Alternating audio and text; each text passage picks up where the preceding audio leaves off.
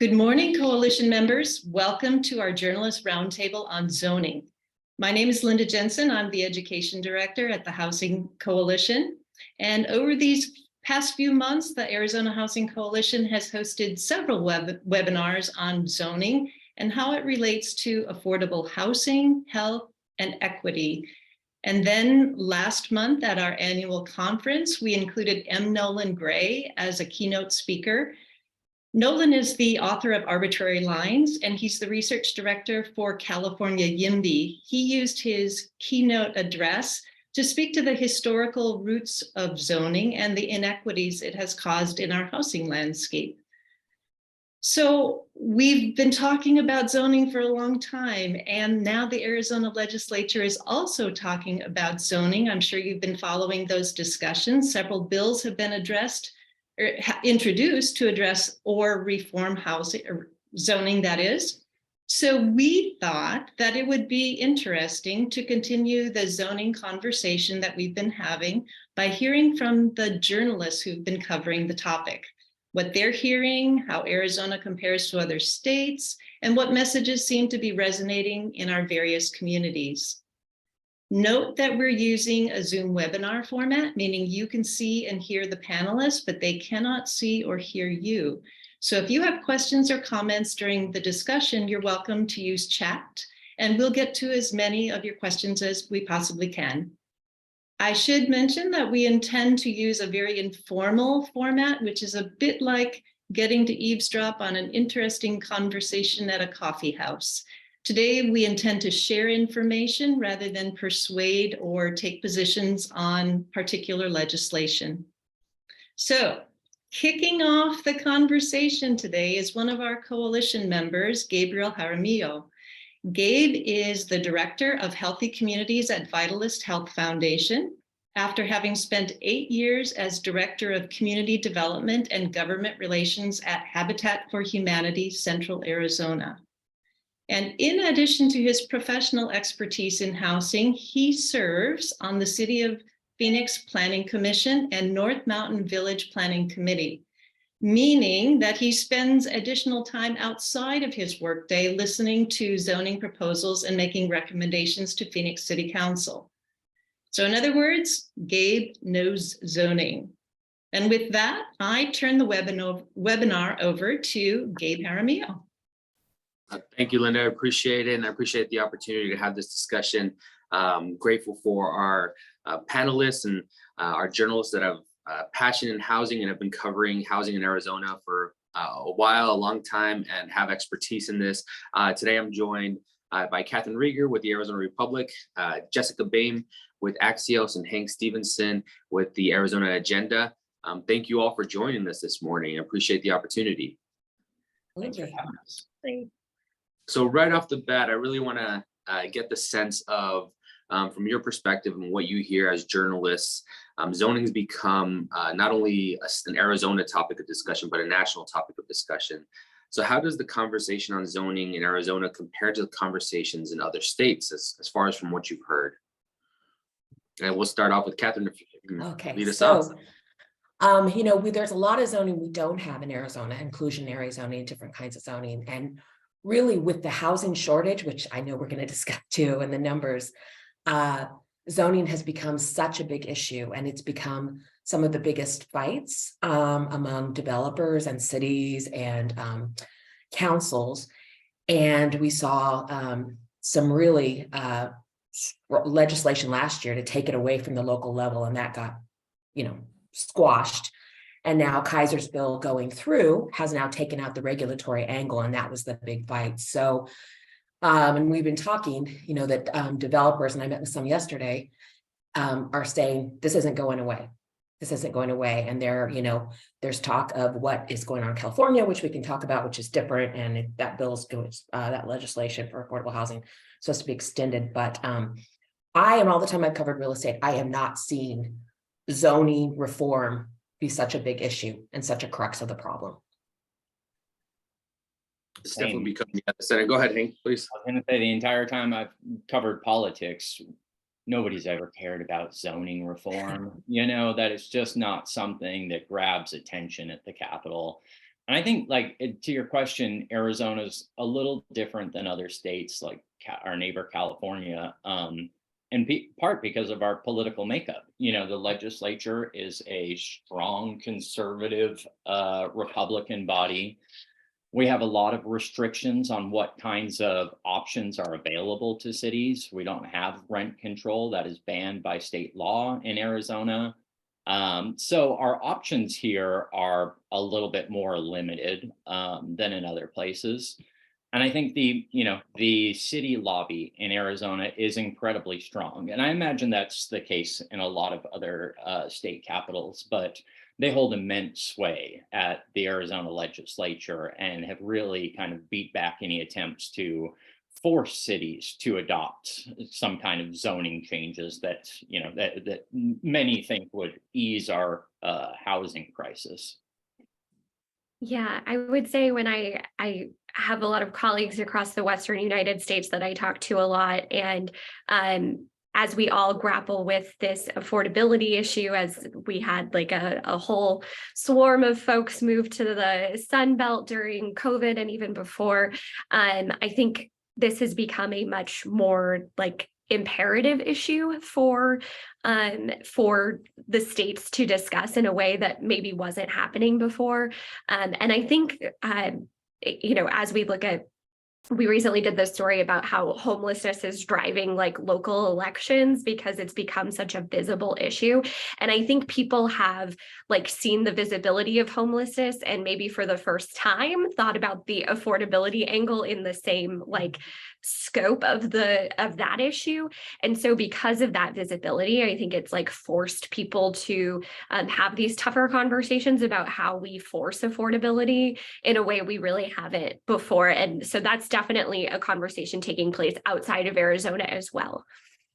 And I think like that to me started the first time I ever heard people seriously talking about zoning at the Capitol was after the Airbnb anti-regulations that lawmakers put in place a couple of years back, and immediately realized, oops, we went too far, and started kind of chipping away at what they had originally put in place and giving cities a little bit more authority to regulate those kinds of things. And that's driving the conversation a lot too, because it's not just, Phoenix or Tucson or whatever. This is a big deal for Prescott. This is a big deal for Sedona, Paradise Valley, those wealthy, influential cities where wealthy, influential people visit and live and work and play, are now being filled up by Airbnbs. And it's hurting their economy. It's meaning that essential workers can't afford to live in their communities, teachers, drive-through employees, what have you.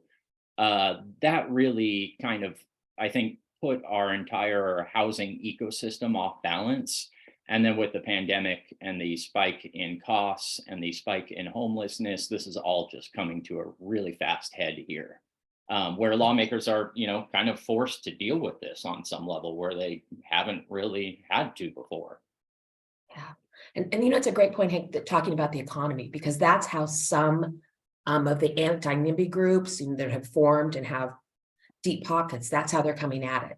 They're saying essential workers can't afford to live in these communities. I think there's an Elliott Pollock study. Retail workers, restaurant workers, and elementary school teachers can't afford to rent a one-bedroom apartment in 11 of Metro Phoenix's biggest cities. So, how do you keep, and it's becoming a growing concern with companies too. And so that's one way they're coming at it. And it seems like, and I don't know, that you guys know the legislature much better than me, but there's more people being more perceptive to that, because they're saying, hey, this is a really big problem. And if you come at it, it's going to slow the economy too, and jobs, and we're going to lose people. That is eye-opening. It's not just a social issue anymore, right? It's an economic issue. Yeah.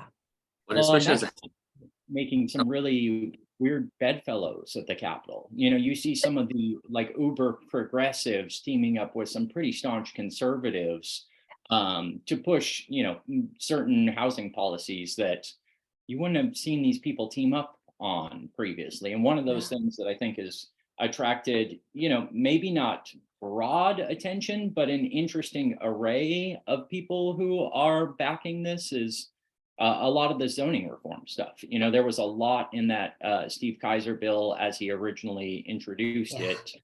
And good chunks of that are probably never coming back, but it seems like we're seeing some of that stuff boil back up in Stryker amendments in various committees, and getting, you know, support from some very progressive people, as well as, you know, some of the Republicans who are more concerned about the economic aspect to all this.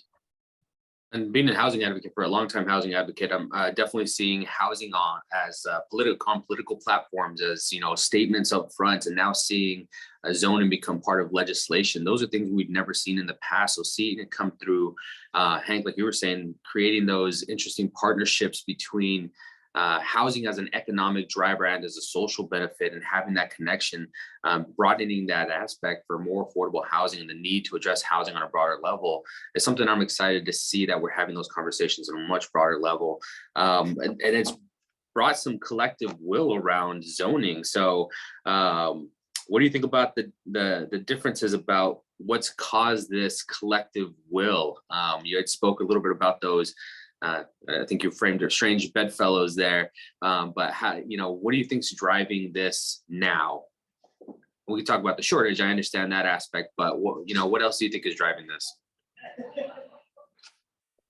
Well, I guess, you know, this year wasn't the first time that we've really had this discussion at the Capitol. I think last year there was a, you know, little flurry of activity around a bill that never really went anywhere. Like I said, kind of Airbnb follow-up reform there has been kind of driving this conversation for a couple of years.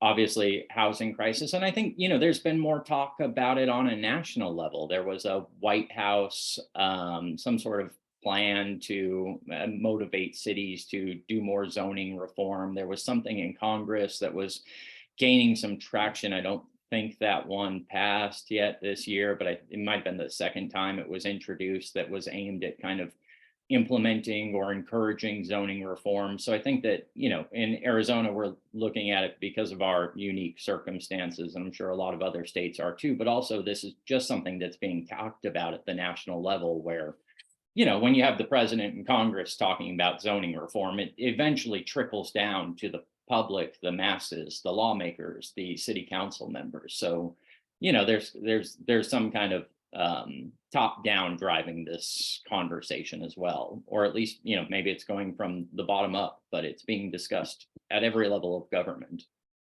And I will say that NIMBYism sentiment, and that term is debatable very much. There's a new campaign not to talk about that. We don't affordable housing, trying to, and I've sat through some of those, several of those neighborhood meetings, and I've just never seen it like this in the whatever 25, 26 years. And it's strident, and these neighbors are very passionate about it. And it's a fight for developers, and it's hard to watch, but I think that's driving a big part of it, and why we've seen these other groups come up, like Home Arizona and Home Matters involved, and that the coalition to do this campaign to try to educate people more. And that's again something I've never seen before, and the groups coming together on that, more and strong, very serious. I don't know if I'm the only one, but I had never heard the term YIMBY, like yes in my backyard, until like a year ago. Yeah. I don't know if that's a new term they just made up, but it kind of reflects, you know, the I guess growing backlash to decades of NIMBYism. Yeah. And, you know, it's controversial now too, unfortunately, because the NIMBYs don't like it, and, you know, and they don't want to be called NIMBYs. You know, it's a hard go, but yeah. And I heard that author speak, and he was really, it was very interesting, and his research on the meeting, but his research was really interesting, and the feedback. And he mentioned in a breakout group that, you know, Arizona really wasn't on the radar for these zoning fights, where California has long been, and you also see, you know, Seattle, you see other cities, and that really has, if we use the term, bubbled up, and the problem. Yeah, Well, I would just add really quickly to the, like, why we're seeing this now. I think it's important to remember that, like, in like Central Phoenix, or even like most of Phoenix proper, like there's not much multifamily zoned land left that Mhm.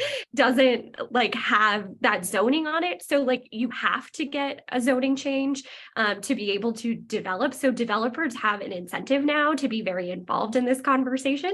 And then of course, we've already talked about the social element and like more progressive folks who are like, we physically need more housing to be able to like, cut back on this very prominent crisis. But like 10 years ago, a developer couldn't get a zoning change. Like there was probably another parcel left that wasn't developed. Like that's just not the case anymore. We don't have like open land with perfect zoning anymore. So like we're going to continue to have these fights at a much like more frequent level than we ever were before. So like there's just like, it just makes sense in like the timeline or the like ecosystem of where we are in our zone, like development process.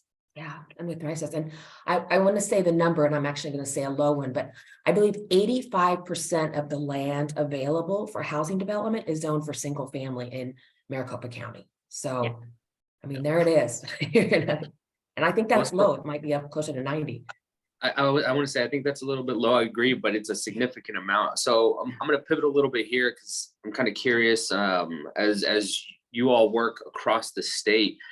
We know zoning reform. Jessica, you had mentioned most of the land in metropolitan areas is not zoned for multifamily, or there's difficulties, make general plan amendments and then zoning changes and go through that entire process for a developer. What are you hearing from the balance of state? What are you hearing from rural communities as far as looking at zoning as a barrier? We know housing there's a shortage across the entire state. Every county, every city really is dealing with this. But what are you hearing from this type of conversation from the balance from our rural and remote communities? Yeah, I think, and I'm not as familiar with that part of the state, but I will say, as far as like we were talking about, like the more like resort communities, if you will, like the Sedonas and the places that have long like cherished the idea of like not having apartments and things like that. That is definitely becoming an issue there. I mean, I believe it's in Sedona, like they're like teaming with Cottonwood where they'll like put people there, like their essential workers can live in Cottonwood and like drive in basically because they don't allow for or want like this additional housing. So like definitely in those like kind of more wealthy pockets of the rural system, we're seeing that. What I am not sure about and be curious to know if anyone else knows is like not rural or not luxury communities. Like my family's from Kingman, Arizona. Like I don't think that they're having these fights in the same way there, but it also wouldn't surprise me. So I mean, I'm not sure. That's it, yeah. And I can address, I was going to say Flagstaff and Tucson, and Tucson's been pretty progressive, and the backlash is a little less than in Metro Phoenix. And Flagstaff has really, they have people camping in the, federal and state parks because they can't, with full-time jobs, because they can't afford housing. And their housing crisis is, the numbers aren't as high as ours, but they're pretty staggering, the gap. And seeing more movements coming out of that, and also hearing more neighbors see the problem and see what could happen to their community if these people can't afford to live here and work. And so I am watching Flagstaff in Tucson for their programs and what they do. So we'll see. And when Kaiser introduced his big housing bill, I noticed that, it basically cut off all cities below a certain level from having to, comply with any of these requirements. And as he was explaining it, I think one of the other Republican lawmakers asked him, like, what's good for the goose is good for the gander. Why not small cities? And he said, well, I had a whole rural package in here, but y'all were going to kill it if I didn't remove it, So it's clearly like a pretty testy issue to start messing with rural Arizona and its lawmakers and other politicians. So a lot of times I think the focus is on the big cities where you see the homelessness, where you see rents doubling, where you see people moving and not an ability to grow with it. If you look at places like, Pinal County, they're still growing a lot. I mean, they're like housing wise, they are still building a lot. So they've got a lot of room to expand. So, it's always kind of difficult to make rules that fit the whole state. And I think that, there was an attempt to kind of make some rules that might have made a little bit more sense for rural Arizona, but we never even saw what those were because they weren't included in the final draft of the bill. I will, just as amusing, and I don't know, anyone can tell me I'm wrong on this, but I do wonder, like, if we had been having these conversations in Phoenix. Oh man, on the edge of my seat. Sorry, Jessica, you're frozen there. I'm so sorry. There you go. Sometimes that happens. But I do wonder if we had been having these conversations in the metropolitan parts of the state 10 or 15 years ago, would the seriousness of our current situation be so dire? And so in that way, I'm like, is it worthwhile? I mean, yes, like I know there are rural parts of this state that are never going to be, huge metropolitan areas, but I've also, to go back to Kingman, seen that grow in an astounding way. Like, is this something conversations we should be having in those rural parts of the state before this becomes a problem? I mean, it's just, again, amusing, but. Yeah, no, it's. And before we get, I just wanted to make a little announcement for guests listening in. Please submit any questions or comments on the chat. That's still live and active, so please let us know. Getting back to the rural conversation, so Vitalyst works statewide, and housing initiatives are something that we're trying to help in rural communities and find partnerships there. And so I have to say, as far as zoning is concerned, the conversations aren't necessarily around zoning, but the lack of infrastructure, the lack of funding mechanisms, the lack of developers. I know, kind of looking back at the last session, the Housing Supply Study Committee, we heard from rural health centers having a worker shortage. We hear from rural school districts. Kingman is one of them. Pine Top, Lakeside, Show Low, Pinal County. These rural areas are having trouble recruiting and retaining teachers because of housing and the distances that they have to drive. So I know from our experience at Vitalyst and working with some of the rural communities, I can't say it's so much framed around zoning, rather the reach of resources to develop the housing, to bring the resources and the workforce into those areas. So I was kind of curious to see what the impression you all have heard, and how you're covering that. So it's very interesting. Yeah, and we have a story up today. Chino Valley is building tiny homes for teachers, which is so great. And I have had rural developers reach out. There's a great manufactured home community going up in Payson, and they got zoning, they got funding. It's Cavco homes. It's so needed for that, resort area. And there've been some really, like the Habitat for Humanity and Flagstaff. So are seeing some projects, and they're getting through and being successful, but we just need more. The Vail School District, the actual school district, did that years ago, building a handful of tiny houses for its teachers, which is cool, but also, man, are we setting the bar that low? The teachers, we just have to accept that they're going to live in tiny houses, like on the school district property somewhere. Yeah. I guess it's one solution, but it's probably not the best one. Well, and it's underway here in Metro Phoenix too. And I know Vitalyst is, because they have so much land and because of the issues. And then there's also talk of working with churches who have, huge parking lots they don't need, and it's great central land.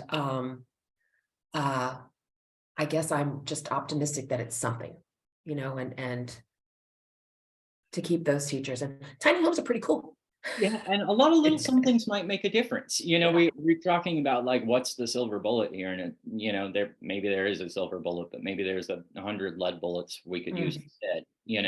And I think that tiny houses, those auxiliary or accessory dwelling units, Tucson, and I want to say another city or two have done some reform around just allowing those, building more, duplexes, triplexes, things like that.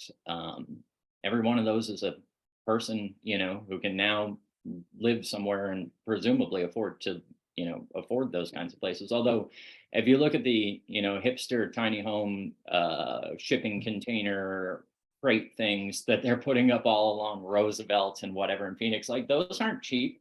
Those are like luxury condos now, and they're made out of shipping containers. It's insane. It's very expensive.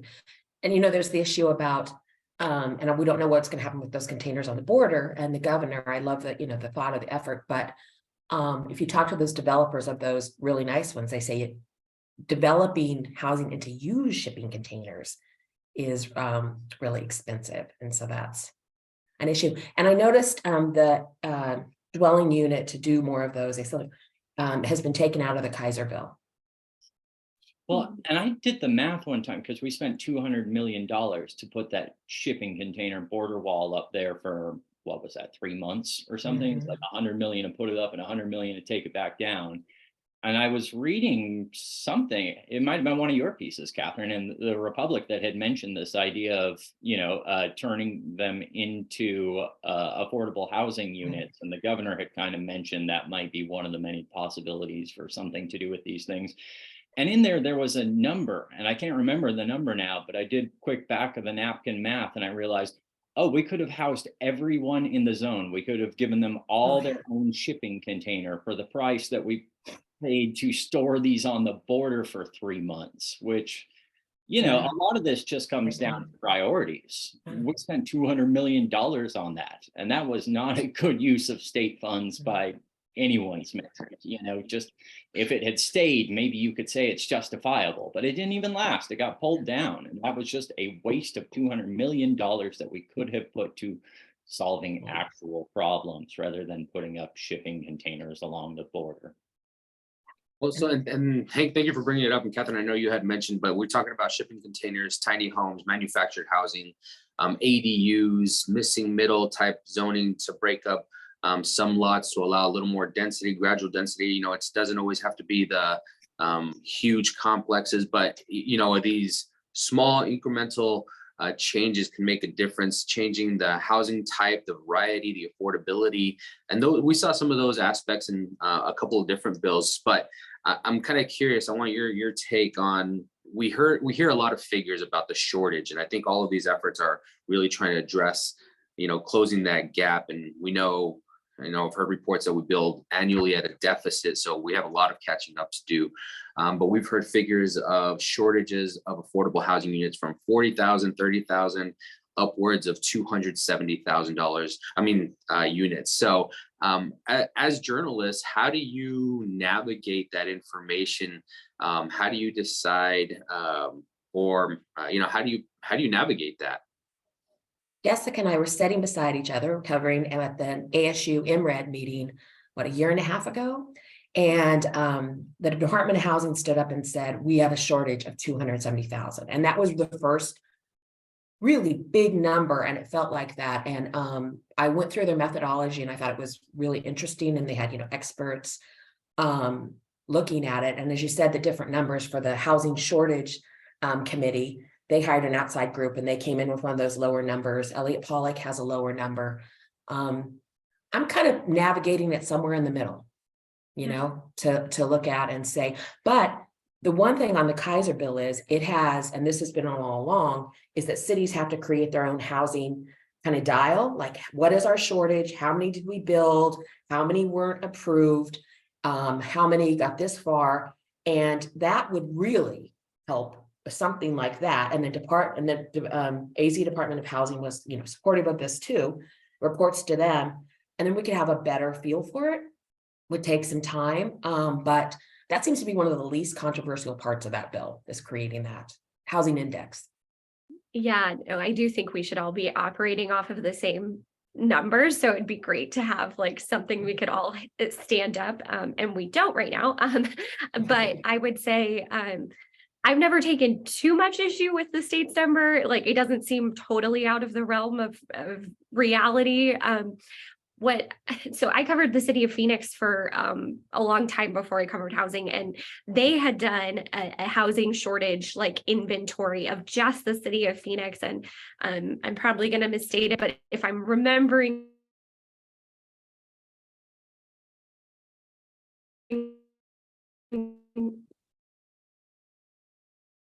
I'm sorry about that. Sorry. I swear I even pay for like the expensive internet, and this happens every time I do anything important. But I do think that, so they did a report of, I want to say their inventory was like 130,000 they thought they were missing, with like 80,000 of those being like workforce affordable. And so that's always where I've kind of operated off of in my head for the city of Phoenix. I felt like that was a pretty solid inventory they had taken. So when you think that that's just the city of Phoenix, not even including the whole valley, and that those state numbers obviously include the whole state, I don't find it totally ridiculous to say that we're probably in that range of 270. Yeah, that city kind of inventory thing would be nice, especially, kind of collated into one full report with a number we can all work off of.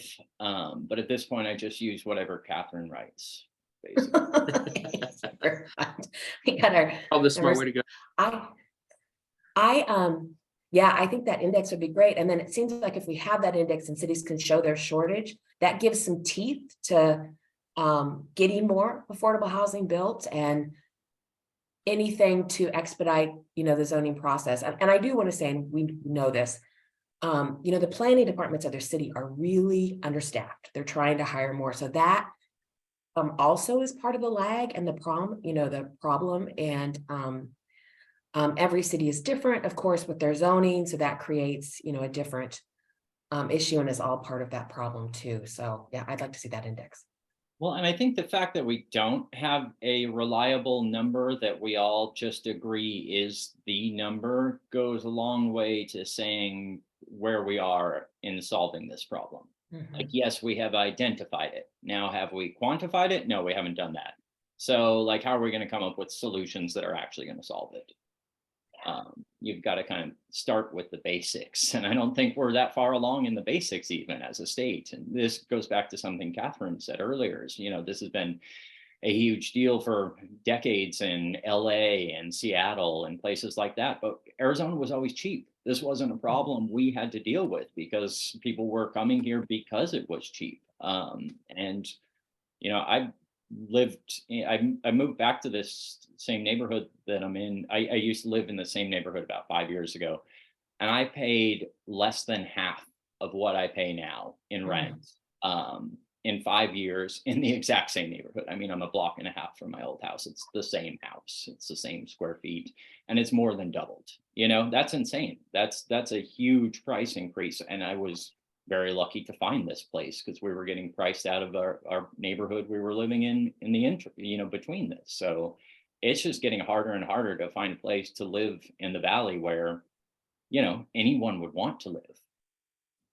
And, part of this equation we've all talked about is the income housing cost gap, and how big it is. And it's like stretching. I know our minimum wage going up and things like that. And they are attracting more high paying jobs, the semiconductor Chinese, but that gap has never been that great, and so some people say, okay, you can do zoning, we'll do more development, but also we need to raise wages. We need to, bring people up. And there's a housing analyst, and she has a great quote. She goes, you go in, you live in, I'm not trying to pick on Scottsdale, but it's one of our most expensive communities. You go into Scottsdale, your favorite coffee place, you talk to the barista, you love having him there. And they're like, oh yeah, I had an hour and a half drive from Queen Creek this morning, because that's where they can afford to live, and based on the wages in those communities. So I think it's just a big part of the discussion. Thank you. So I just want to make sure we get where our listeners and everybody is chiming in. We've got some questions in the chat, so I'm just going to throw out one of the questions here. Let's see here. Great information.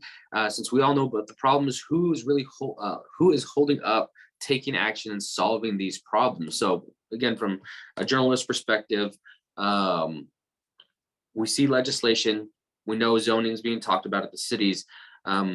Who do you see as being I don't want to say accountable, but who's taking action on this? Who do you see is interacting on this topic? Can I jump in on that? Just Please. deep in that. And it's hard to be a politician. I'm not this, but Pity the politicians.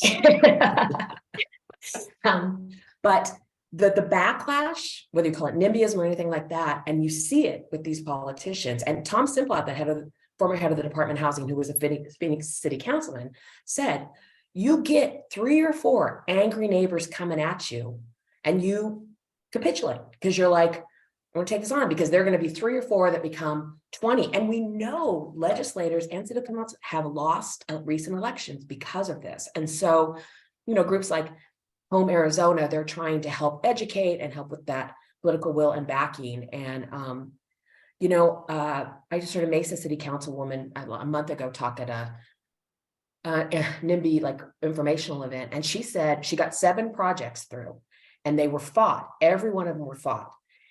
And she said, what's so hard is it's not just your constituents. These are your friends. These are your neighbors. These are, people you drop your kids off at school with. These are people you see at the grocery store.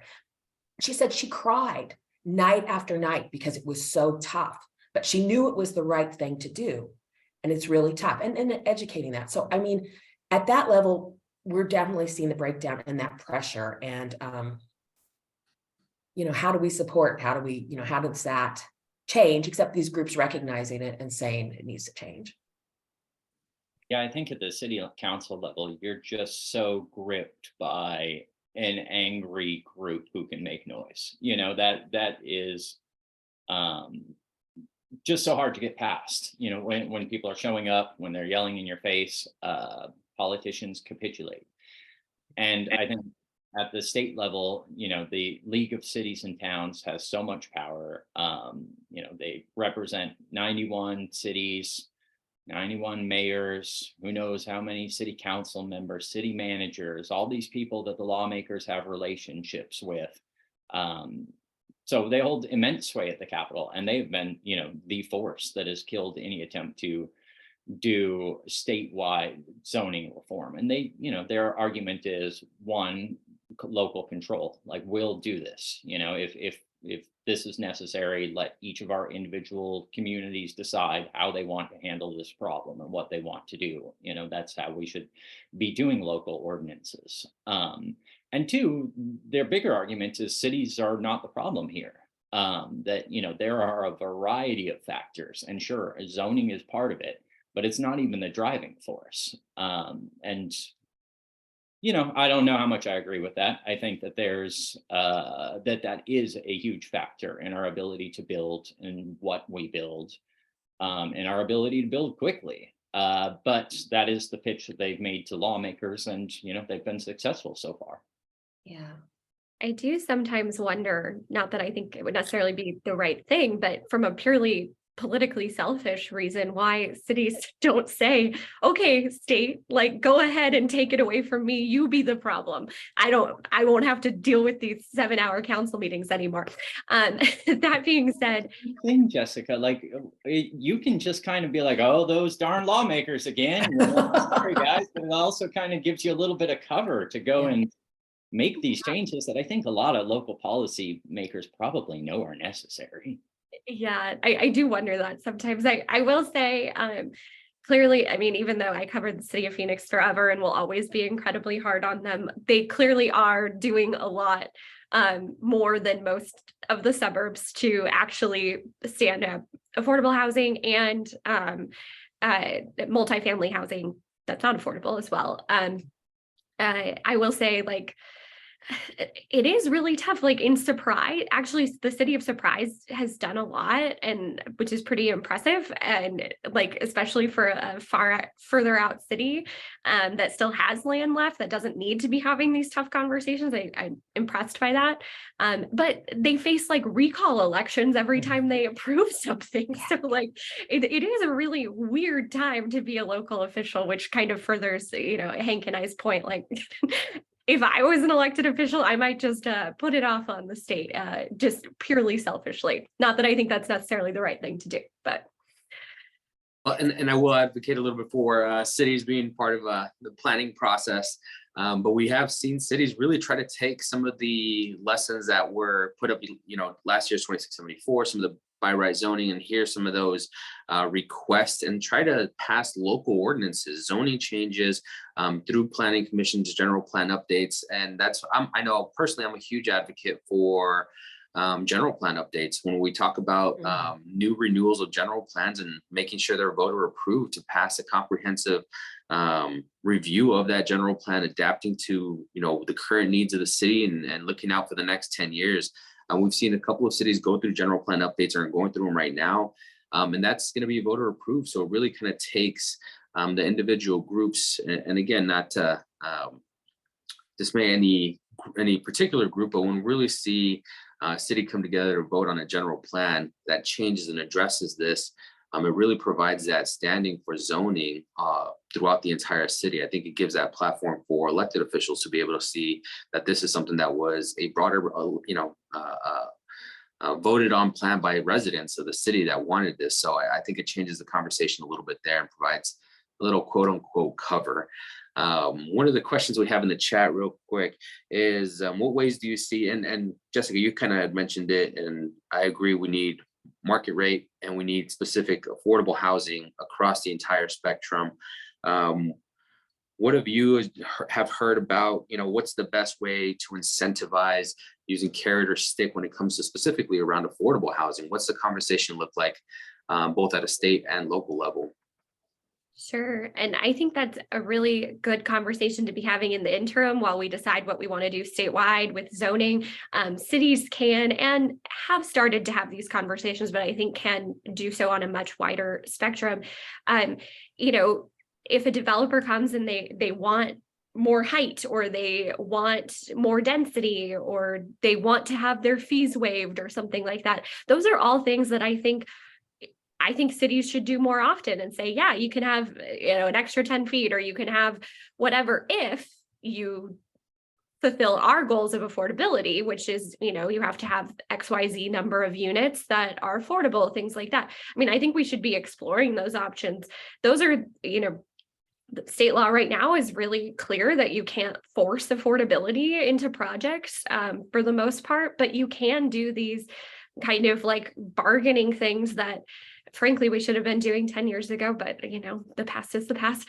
But going forward, I think we should be having those conversations like with every major project that comes in. If a developer wants any special ask or concession or fee waived, you should say, okay, yes, but you have to do XYZ as well. Like I don't think that's a crazy thing to start having in every one of these conversations. There's some things that are on the table.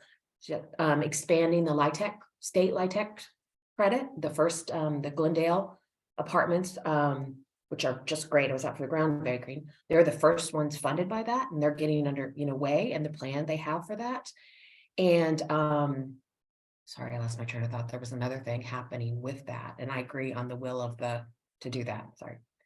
Well, and I think now that cities have killed this statewide effort to make killed probably the statewide effort to make significant reform on, zoning, that the onus is on them. Cities have to put up or shut up because we have a problem, and zoning is part of the solution to it. I'm not sure how much of the solution to it, but it is part of it. And cities are going to face, more pressure next year from the legislature, and maybe an angrier, more strict legislature with what they want to do. And it will just continue to increase if cities don't take this action. There was a tweet after this bill failed from one of the senators that was like, okay, every city that came down here to lobby me, the ball is in your court now. What are you going to do? This bill is dead. It's on you. And I think that is, a fair point. If cities don't want the state to tell them what to do, then figure it out. Go reform your own zoning regulations as necessary, and prove that you can at least make a dent in this problem. I really want to see the league. I'm sorry. No, I go ahead. wanted to see legislation from the League of Cities, sorry. I think that would have been great. It kind of leads us. So we had a question from participants as well. And Hank, you kind of teed this up. So we've had the conversation with city officials about the necessary steps to show either progress or change or willingness to adapt code to allow for housing. So we've compared that to, the legislation that keeps coming. And we predict that it's going to still be brought forward in the coming years. So we anticipate that. One of the questions from the group is, could zoning reform legislation take away some of the city's strategies for affordable housing, for incentives and developers, and the general housing plans, affordable housing plans for cities? How do you see that interacting?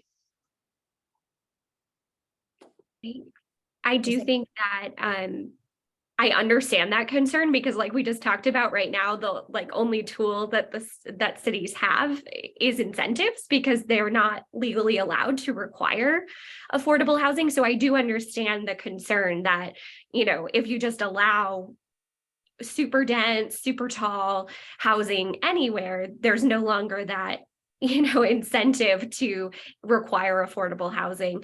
And I think that's where we get, and I don't know the answer to this, and I think I think it's fair to disagree on this point, but the question is how much can we build our way out of this problem? Just by if we had enough housing, would we not have an affordability crisis? Or are there, other things like we've talked about, like the wage gap and everything else that are essential to correcting before everyone can afford housing? So I very much understand that concern. And I do think that if there was will to which I'm not sure there is right now, but to come to a plan for a state zoning reform, I think it would be worthwhile to include, affordability in that, or at least give cities back some rights to mandate affordability in projects in their own city. We want to zoning reform takes away what very little authority the cities have over anything in this state. So I do understand that concern. And the author who spoke, the YIMBYism author who spoke at the ACA meeting, he had a really interesting point, on this, and this is the extreme, but how it's working out for him. Minneapolis, who did away with single family zoning, I don't know, 3 or 4 years ago. And he said, Minneapolis is and it's the biggest city to do that. He said, Minneapolis, many cities had rent spikes during the pandemic as people moved around. Minneapolis didn't have a rent spike. And he thinks it's because they could build more rentals easily, so, and that's a great outcome of that, but that's not going to happen here. Well, I'm definitely an advocate for, the local housing plans. And again, it's going to be a lot of it's tied to the zoning and being able to plan that out thoughtfully for each city to be able to do that. Again, definitely see the need to follow the 1117, now 1161, talking about the specific zoning. But when we talk about the city levels, so this is, from my experience, looking at how cities can implement housing plans in a thoughtful way, really looking at transit-oriented development, transect maps, transportation corridors, city centers, things of that nature, and how to thoughtfully be able to zone around that to allow a little bit higher density mixed use. I'm an absolutely huge advocate for the missing middle, and seeing ADUs, manufactured housing, different types and varieties to start addressing not only the lack of units, but the lack of types of housing that span the entire spectrum. And we've heard the economic conversation just build more, and it'll change the market. But I do think there needs some intentional affordable housing development that's below market, or at least attainable for various groups, the workforce. I think recently, I know one of the figures that I use, and Hank, you said it, Arizona was known as an affordable city, or for affordable state. This was a place to come for affordability. I think last year was the first time that we'd seen the average income income for Arizona not be able to afford the average home. So now that had widened. So that was a big issue. That was a big topic for me, is now the average resident in Arizona could no longer afford the average home. And that was a milestone for housing affordability. So It's definitely interesting. I know we're going to be coming short on time. I had a question. We talked about a couple of things, especially on how local control could help address housing affordability.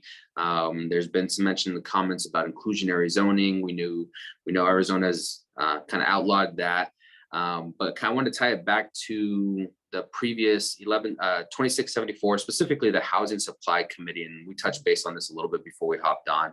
But the Supply Study Committee, the report that came out of that, and that third-party report for different either incentives or ideas to help alleviate the housing issues.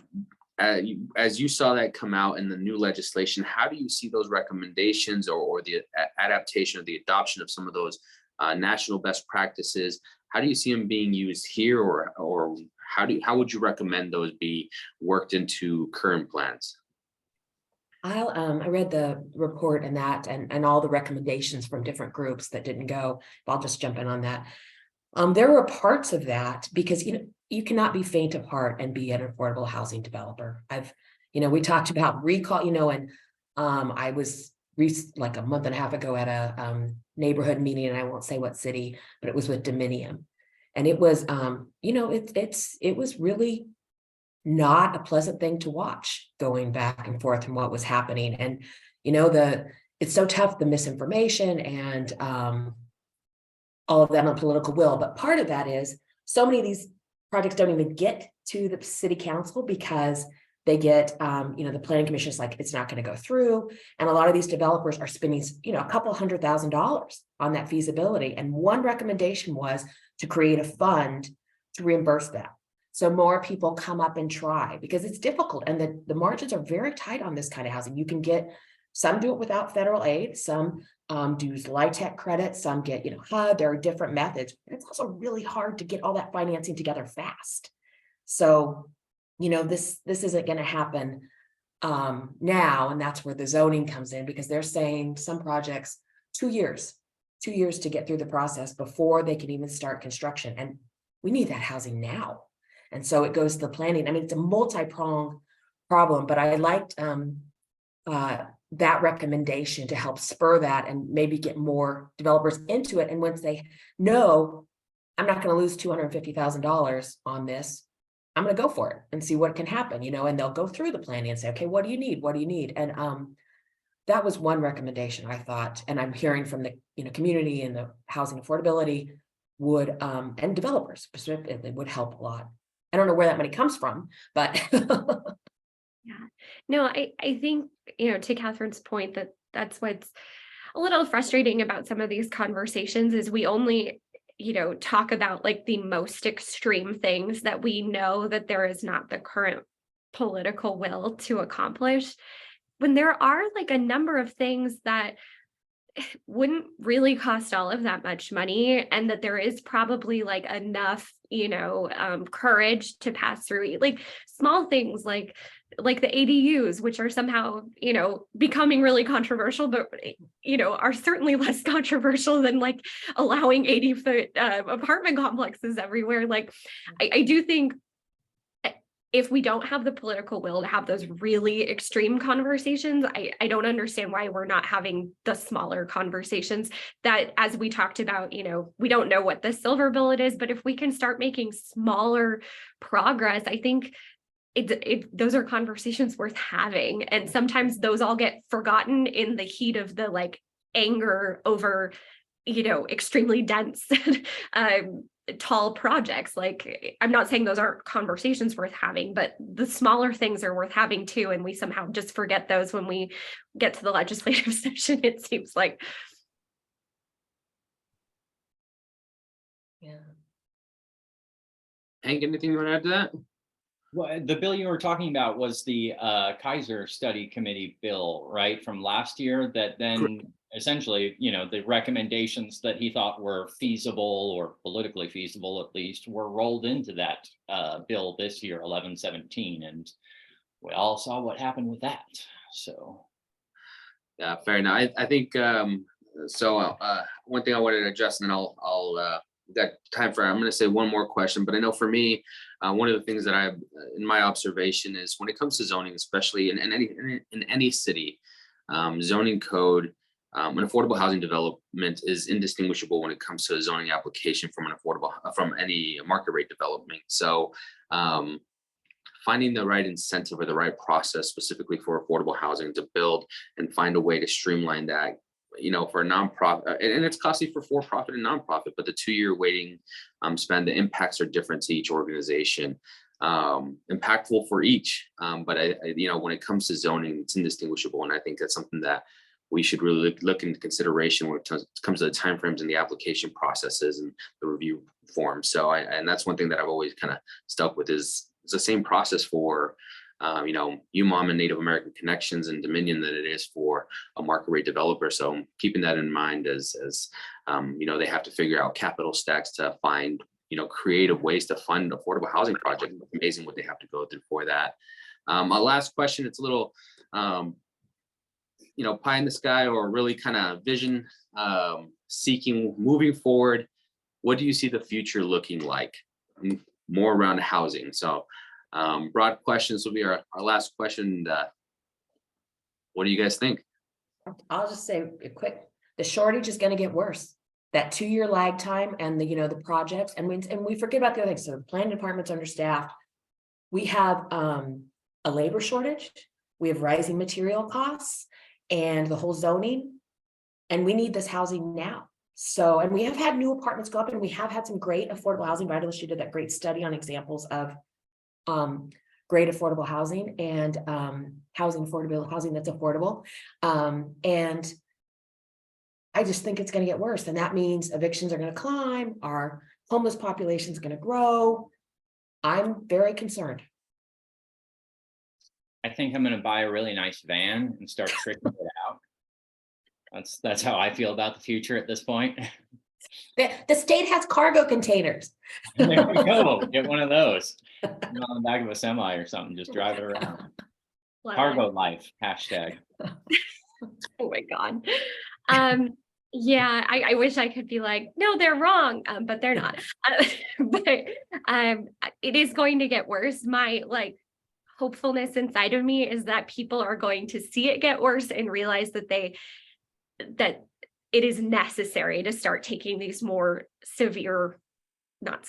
more intentional steps. And I hope that people will become more okay with the idea of more housing and density and all of these things that scare us really a whole lot right now. I hope that as it begins to affect people's kids and the people that they know, right now, if you're my parents who bought a house 30 years ago, this problem might be, they read my coverage, so obviously they know, but most people like them might not fully understand the impact of to normal people that they know and work with and confront every day. And so I think as more people see that, hopefully they will become more understanding, and we can have much more intentional conversations about this.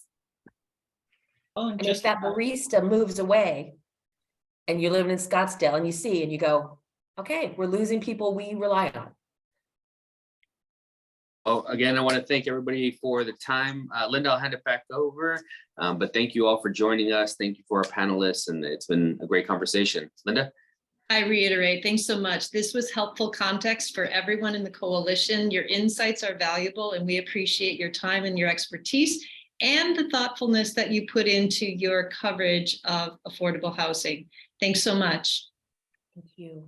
Thank you all. Have a good one.